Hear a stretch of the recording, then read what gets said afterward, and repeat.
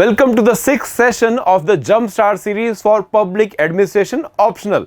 In this series, as we already aware कि 26 topics को हम cover up कर रहे हैं through the previous year's question 5 in number, and इस series में me myself Deepak Thakur I'm going to help you to understand कि किस तरह के questions UPSC frame करता है from the Public Administration Optional. So ये पूरी series useful होगी for all those students who are thinking to a Public Administration as their optional service, optional subject, or the other students who are already in the preparation and they are doing the answer writing accordingly. Now जो answer writing कर रहे हैं उसको उनको second half बहुत useful होगा because दो questions को हम practically solve करके भी देखने वाले हैं, and those who are still comparing the public administration with other subject they will get to know कि क्या क्या topics हैं public administration में और each of the topic में क्या क्या questions किस way में पूछे जाते हैं, and do you have that bent of mind to answer those questions which will help you to take public administration as your optional subject for this UPSC journey. Now अभी तक इस video में हम अपने 5 टॉपिक्स को cover up कर चुके हैं from the paper 2 that is named as Indian administration. आज हम 6 टॉपिक पिक करेंगे that is state government and the administration. Now ये एक ऐसा टॉपिक है as we have seen earlier also जो आपके जीएस के सिलेबस से बहुत ज्यादा ओवरलैप करता है, स्पेसिफिकली पॉलिटी से बहुत ओवरलैप करता है, where you have covered the state government, their functioning, governor की power, council of minister at the state level, CM की power, ये सारी आपने चीजें cover up की है. So let's see the syllabus in comparison to the polity syllabus. Now अगर हम इसको polity से compare करके देखेंगे then you will realize कि in this topic we have the sub topics like union state relations और the administrative structures, financial relations कैसे हैं, जैसे फाइनेंस कमीशन कैसे काम करता है and all, role of the commission and then the governor, chief minister, council of minister, इन सब का. And as it is same to same we see in the GS paper 2 also, that is polity के module में भी आप ये सभी similar topics को आप देखते हैं. तो that is the advantage of the public administration as a optional subject that it helps you to cover all those topics which are otherwise there in the GS syllabus 2. Only thing is कि हम इसमें काफी चीजें और add करते हैं like the prospective of the various political thinkers, administrative thinkers, and then various models of the organisation, management के models, ये सब इसमें ऐड करते हैं which you will be able to see here in this video itself कि ये कैसे किया जाता है. And this will help you to understand कि कितने इजीली आप इन टॉपिक्स को कवर अप कर सकते हैं फॉर योर यूपीएससी प्रिपरेशन. ठीक है, तो चलते हैं अपने नेक्स्ट आइडिया पे. आज हम कौन कौन से टॉपिक्स कवर अप करने वाले हैं. तो आज हमने प्रीवियस ईयर्स क्वेश्चन से जो 5 क्वेश्चन लिए उनमें से 2 क्वेश्चन जो हम इस सेशन में कवर अप करेंगे. One is associated with the council of minister and it's interaction with the governor, कि गवर्नर के साथ क्या रोल रहता है. 2023 का क्वेश्चन है ये. And then will talk about the provision of the GST, that how GST organise as a organisation works and do the state has their say in that. तो इन सारी बातों पे आज हम इन दोनों ही क्वेश्चंस को आज हम क्लास में इस सेशन में सॉल्व करके भी देखेंगे. And for that we need to go to our answer writing board. हम अपने आंसर राइटिंग बोर्ड पे चलेंगे जहां पे हम प्रैक्टिकली इनको सॉल्व करेंगे. एंड जो पहले से सेशन देखते आ रहे हैं दे अवेयर कि हम इसमें कलर कोडिंग भी करते हैं so that you are able to understand कि क्वेश्चन का आंसर करते हुए आपको कैसे हर एक डायमेंशन को कवर अप करना है टू मैक्सिमाइज योर आंसर. तो let's go to our answer writing board and let's discuss about these questions. Now यहाँ पे सबसे पहले जो हमने क्वेश्चन पिक किया है that is about the council of minister and their association और kind of a interaction with the governor. अब governor we all know that he is a representative of the central government at the state level. So होता क्या है कि centre और state में बहुत सारे पॉलिसी लेवल पे, पॉलिसी इम्प्लीमेंटेशन लेवल पे, लेजिस्लेटिव लेवल पे कई सारे स्ट्रगल्स भी सामने आ रहे हैं या कॉन्फ्लिक्ट्स भी सामने आ रहे हैं. Specifically after the time when we see कि अब इंडिया में you have many of the states ruled by the party which is in power also, and in the states there are some states where you do not have the same kind of a situation कि जहाँ पे state government अलग party rule कर रही है और central government में party अलग है. नाउ ऐसी सिचुएशन में कॉन्फ्लिक्ट्स और बढ़ जाते हैं. सो क्वेश्चन हमसे जो डिमांड कर रहा है यहाँ पर वो है कि कैसे this constitutional provision regarding the council of minister and the chief minister and their interaction with the governor has become a kind of a controversial thing or a debated thing nowadays. And हमें जो directive मिला है question में वो मिला है elucidate. Elucidate का simple understanding ये है that is explain with example. यहाँ पे एग्जाम्पल्स के साथ साथ हम जब एक्सप्लेन करते हैं तो उसको एलुसिडेट बोलते हैं. तो हमने अब अपने इस स्ट्रक्चर में देखना हम क्या क्या पॉइंट हाईलाइट करने वाले हैं. पहली बार जब हम इंट्रोड्यूस करेंगे या इंट्रोडक्शन लिखेंगे क्वेश्चन का तो हम ये बात वहां पे मेंशन करेंगे कि कैसे आर्टिकल 163 जो है वो जो काउंसिल ऑफ मिनिस्टर्स है उनको एक एम्पावरमेंट करता है कि गवर्नर उनके एड एंड एडवाइस के अकॉर्डिंग काम करेगा. But on the same hand it has some ambiguity जिसकी वजह से it is a debated issue in the country. So हम पहले आर्टिकल का रेफरेंस दे देंगे बिकॉज क्वेश्चन में नहीं दिया हुआ, इंट्रोडक्शन हमारी हो जाएगी. एंड देन सब्सटेंस में हम क्या क्या बातें करने वाले हैं जिसको हम आगे डिटेल में डिस्कस करेंगे. That is constitutional ambiguity. कि कॉन्स्टिट्यूशनल इस आर्टिकल में ही इतनी एम्बिग्यूटी है we do not give the clarity कि who is the final authority, is it the governor और द काउंसिल ऑफ मिनिस्टर. तो वो एक इशू है. Then we have the issue of federalism and state autonomy कि federalism के नाम पे सेंट्रल गवर्नमेंट जो है वो स्टेट के एक्टिविटीज में इंटरफेयर करता है. तो स्टेट की जो ऑटोनॉमी है अपने एरिया ऑफ एक्टिविटीज से वो काफ़ी कम हो जाती है. ठीक है, जैसे एजुकेशन का सेक्टर हो गया. ठीक है, for example education is a state subject but central government जब डिफरेंट एग्जामिनेशन के फॉर्मेट्स बनाती है then they get more of a control. So that leads to the lack और reduction in the state autonomy. ऐसी collaborative governance क्या होता है, we will talk in that context. And then in that similar manner we talk about the democratic legitimacy versus constitutional authority. Now democratic legitimacy का मतलब यहाँ पे कि as a democratically elected member of the legislature after becoming the minister I should be getting more of the power because eventually लोगों ने मुझे चुन के भेजा है to work for them. Now, इसके कंपैरिजन में आप कैसे एक कॉन्स्टिट्यूशनल अथॉरिटी वो पावर या वो रिस्पॉन्सिबिलिटी असर्व कर सकते हैं जहां पे वो मेरे वर्किंग स्टाइल को या एज अ मिनिस्टर मेरे वर्किंग स्टाइल को कर्टेल कर रही है. तो वो भी एक इशू बन जाता है. इसकी वजह से ये एक डिबेटेड इशू है. देन द डिस्क्रिशनरी पावर जो गवर्नर को एंड प्रेसिडेंट्स को डिस्क्रिशनरी पावर्स मिलती हैं वो भी एक प्रॉब्लम है because in that way they get good amount of powers या different types of power under which they may undermine the working of the legislature or the working of the council of minister. तो फिर वो balance of power या checks and balance का issue हो जाता है. तो वो भी उसकी वजह से भी it is a debated issue. ठीक है, and then will talk about the accountability and transparency कि वो भी इंश्योर नहीं हो पा रही है and that's again make this is a debated issue. अब ये तो सारे हो गया जो सब्सटेंस हमने लिखना है. Now directive is elucidate.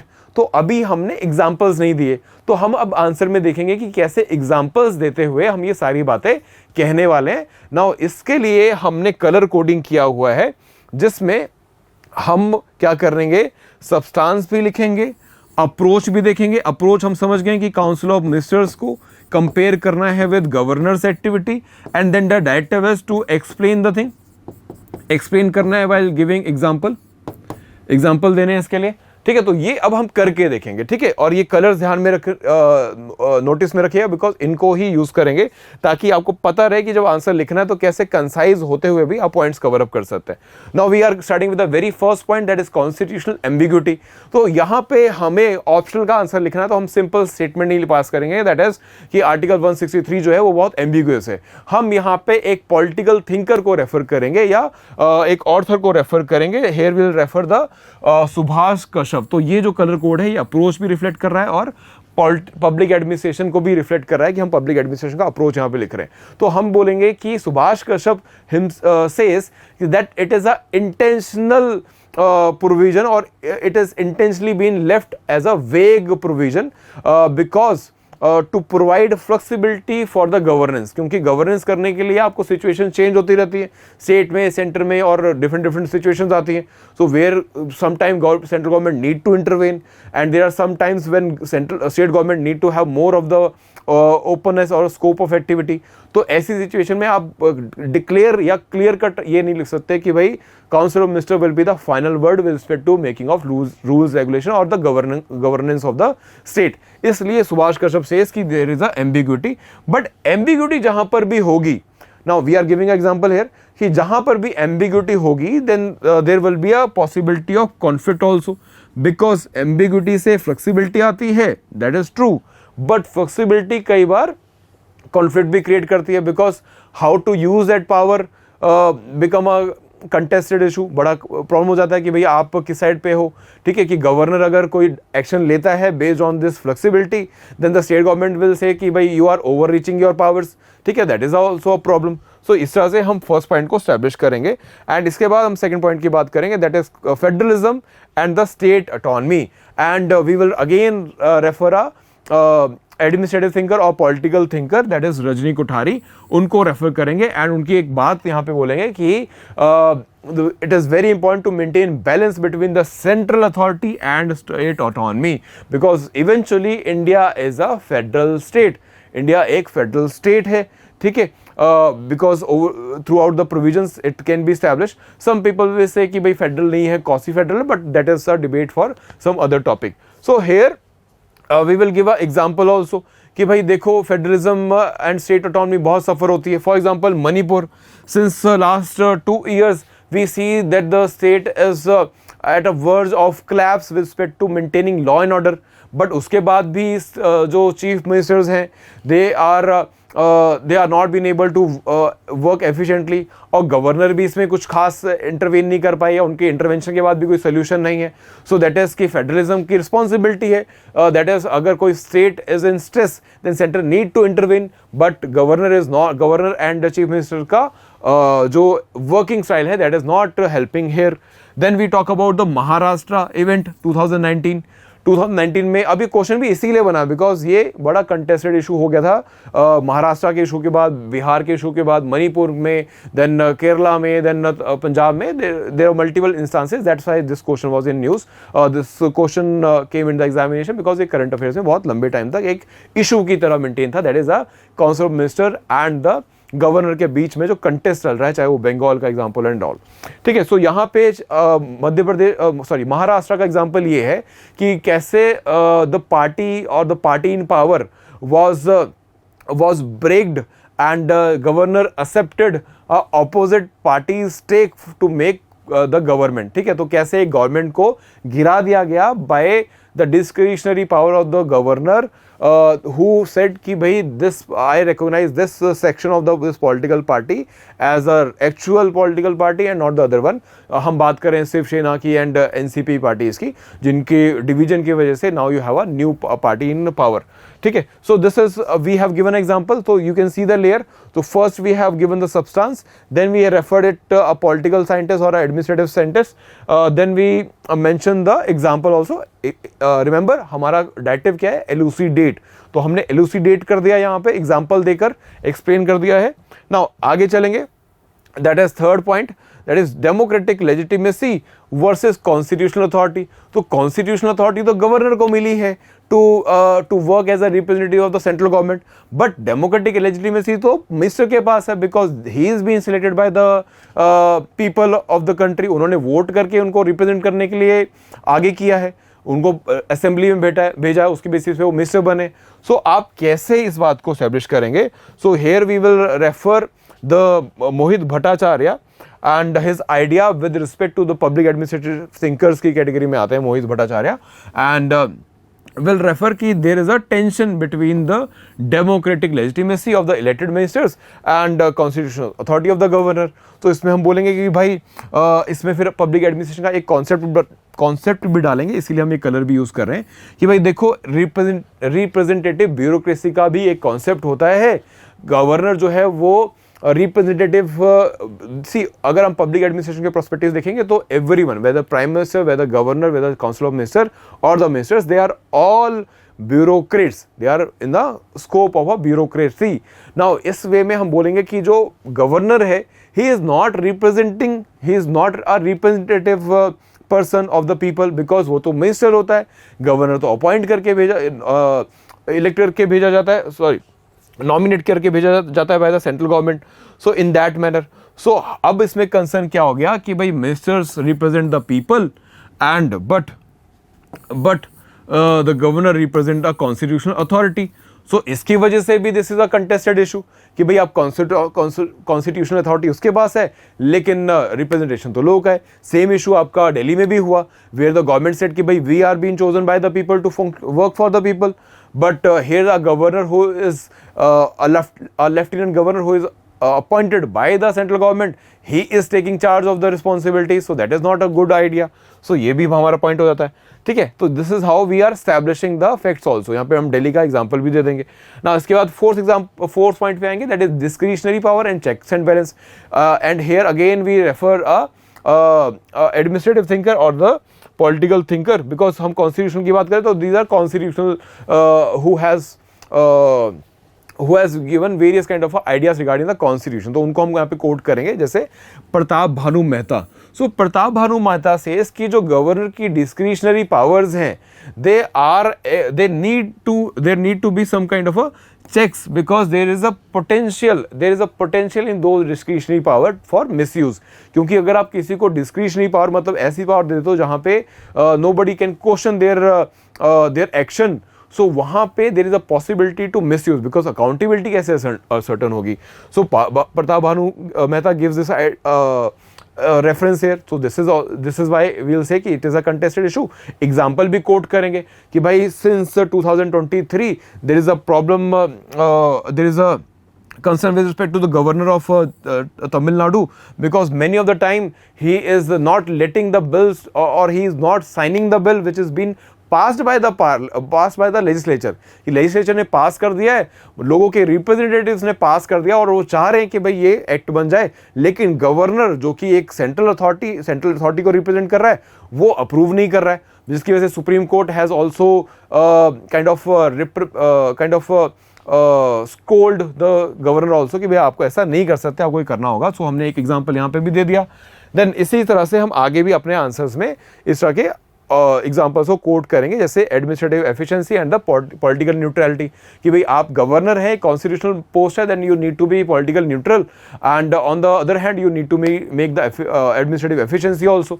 सो अब एफिशिएंसी और न्यूट्रलिटी का कंसर्न आ गया, बिकॉज एफिशिएंसी डिमांड्स कि आप स्मूथ फंक्शनिंग पे फोकस करो, बट न्यूट्रलिटी डिमांड किया आप पॉलिटिकल न्यूट्रल भी रहो. बट अगर कोई ऐसी पॉलिसी डिसीजन है जहां पे you need to take side, then will you not leave this neutrality idea on this neutrality idea and you will focus on the efficiency.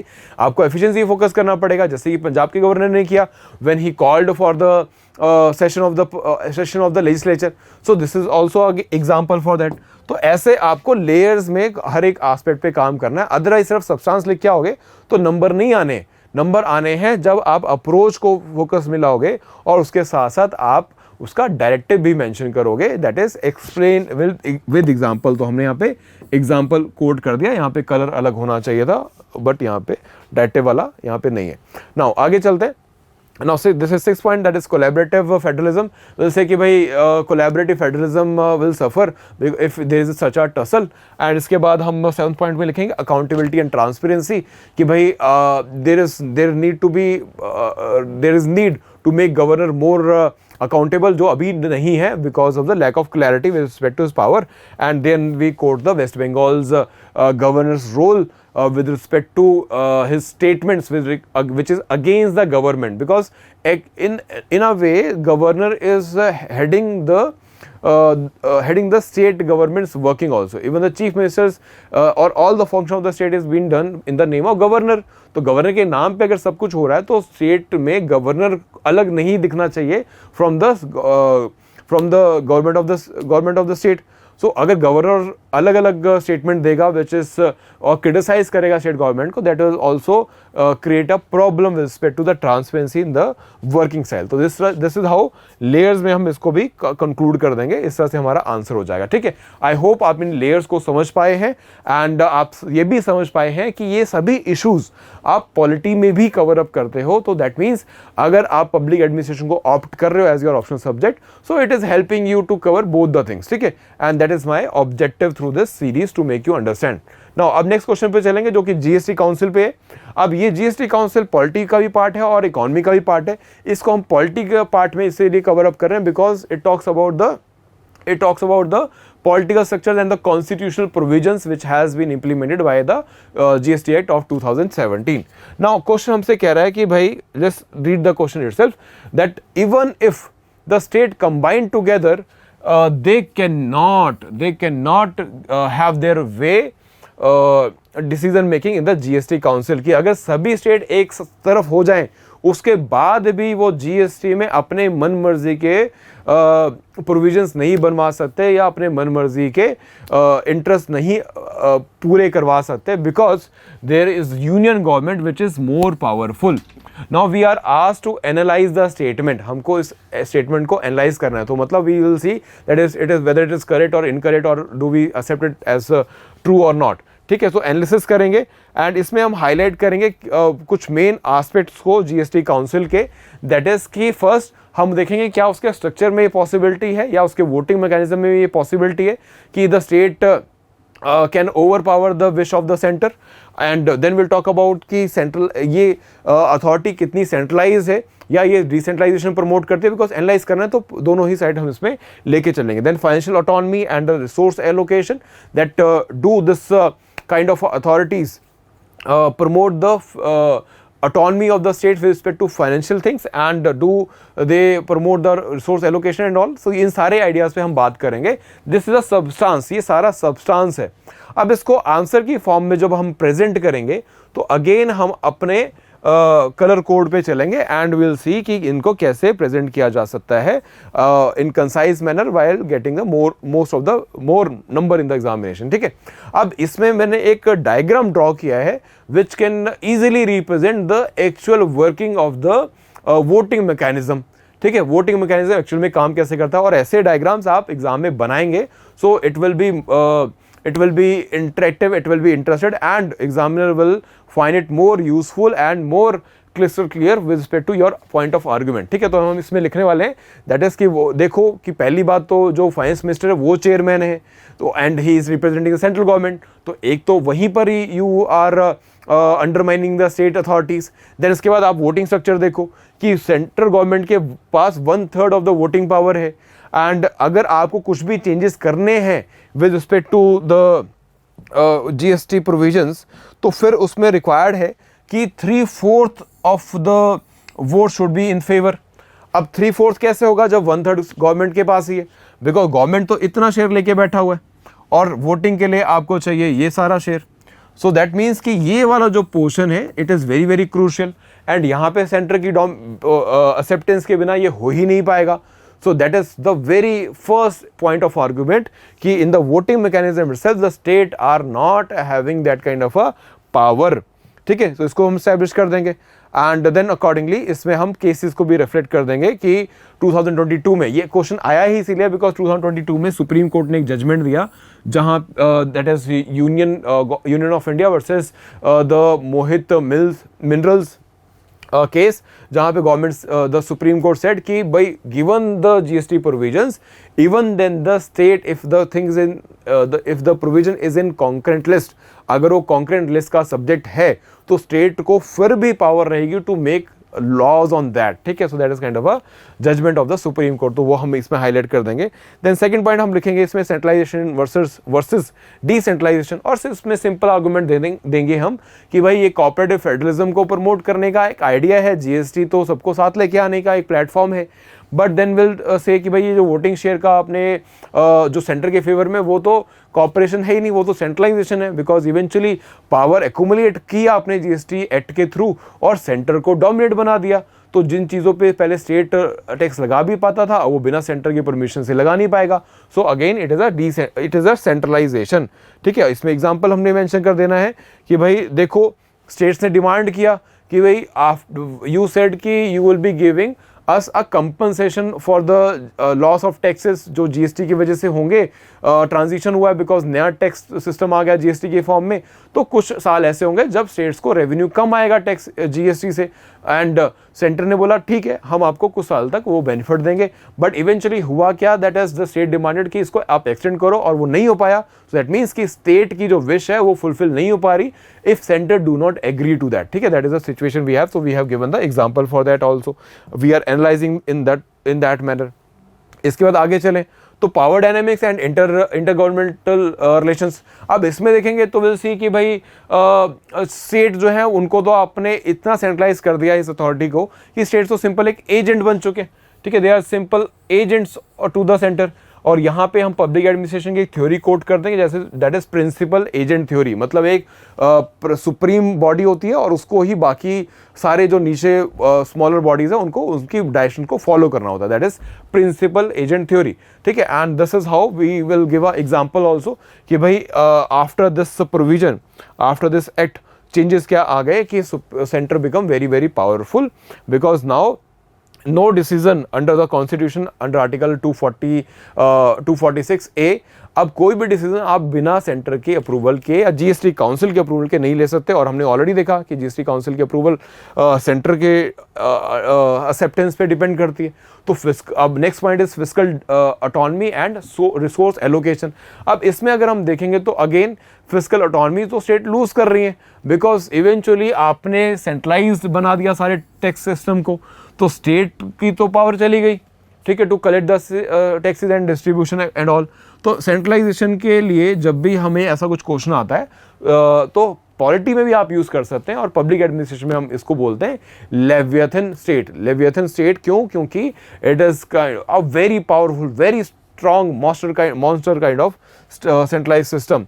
So it is against the financial equilibrium या equivalence. ठीक है, तो ये उसको breach करता है because अब state को अगर किसी भी चीज़ पे अगर टैक्स लगाना है तो there is a problem because चाहे पेट्रोल फॉर एग्जाम्पल भी देंगे, हम बोलेंगे पेट्रोलियम प्रोडक्ट्स का एग्जांपल देख लो, आप इंप्लीमेंट ही नहीं कर सकते. सेंटर वांट्स कि भाई आप इसको भी जीएसटी में लेके आओ, स्टेट वांट्स कि भाई this is our autonomy, state autonomy, let us tax them accordingly. ठीक है, तो दैट इज अ प्रॉब्लम.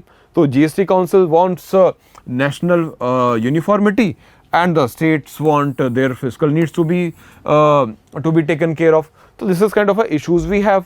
ठीक है, तो this is how we will answer this whole point, and in the last 2 points we will simply say कि भाई decision making जो process है वो कंसेंसस बिल्डिंग से होना चाहिए, और हमको इसमें और ये जो ऑर्गेनाइजेशन है ये हमको लगता है कि बस एक अननेसेसरी एडिशन ऑफ वर्क हो गया है, बिकॉज ऑलरेडी आपके पास फाइनेंस कमीशन था, टैक्सेशन रिजिम थे.